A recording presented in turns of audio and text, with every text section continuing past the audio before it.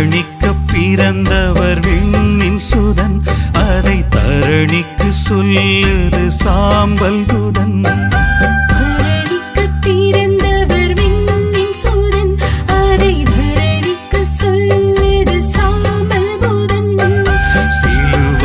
சாம்பல் நெற்றியிலே மர சிலுவை மரணம் வெற்றியிலே. அடையாளங்களை அறிந்து கொள்வோம், உயரத்தங்களை நாம் தெரிந்து கொள்வோம்.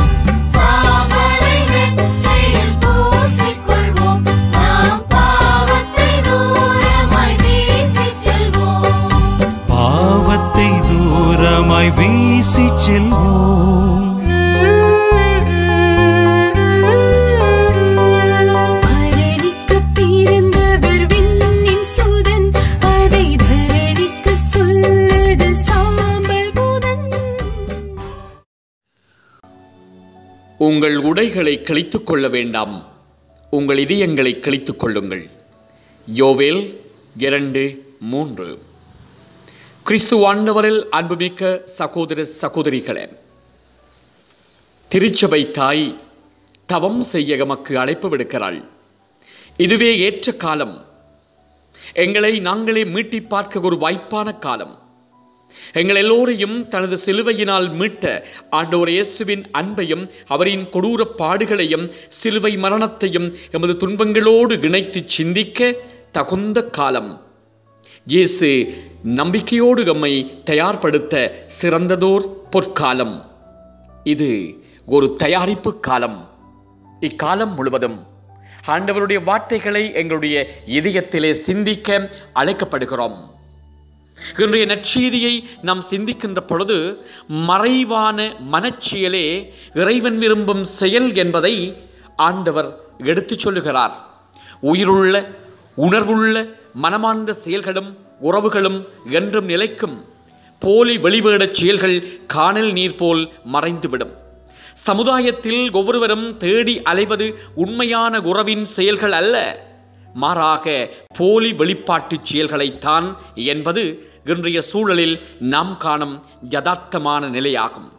செபம் செய்தல், நோன்பிருத்தல் எனும் இறைச்செயல்களானாலும் சரி, தர்மம் செய்தல் அறச்செயல்கள் எனும் மனித செயல்களானாலும் சரி, எந்த ஒரு செயல்களிலும் புகழும் பெருமையும் பகட்டும் ஆடம்பரமும் நிறைந்த ஒரு வெளிவேடச் செயல்கள்தான் அமைகின்றன.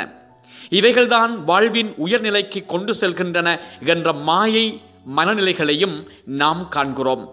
இத்தகைய வெளியடையாள செயற்பாடுகளின் பகட்டும் காட்சியும் முக்கியத்துவம் பெறுவதனால் பிறரன்பு, தாழ்ச்சி, அமைதி, இரக்கம், நீதி போன்ற புண்ணிய செயல்கள் பின்னுக்கு தள்ளப்படுகின்றன. இதை நாம் ஒவ்வொருவரும் ஆழமாக உணர்ந்து கொள்ள வேண்டும். இக்காலத்தில் எமது உண்மை நிலைகளை நாம் உணர வேண்டும். இயேசுவின் வார்த்தைகளை வாழ்கின்ற மக்களாக நாம் மாற எம்மை தயார்படுத்துவோம். சிந்தித்தவர்களாக இந்த தவக்காலம் முழுவதும் பயணிப்போம். மன்றாடுவோமாக. அன்பின் பரலோக பிதாவே, இயேசு ஆண்டவரே, தூய ஆவியானவரே, உம்மை போற்றுகிறோம், உம்மை வாழ்த்துகிறோம். ஆண்டவரே, உமக்கு ஆராதனைகள் செய்கிறோம். நீங்கள் எங்களுடைய வாழ்க்கையிலே செய்து வருகிற எல்லா விதமான நன்மைகளையும் எண்ணி வியந்து மகிழ்ந்து உளமாற நன்றி சொல்கிறோம்.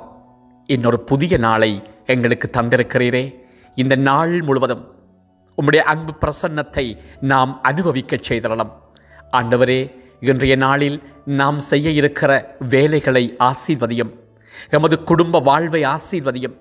குடும்பத்தில் உள்ள ஒவ்வொருவரும் அன்பு கொண்டு வாழ, ஒற்றுமையோடு வாழ எங்களுக்கு ஆசீர்வாதம் தாரும்.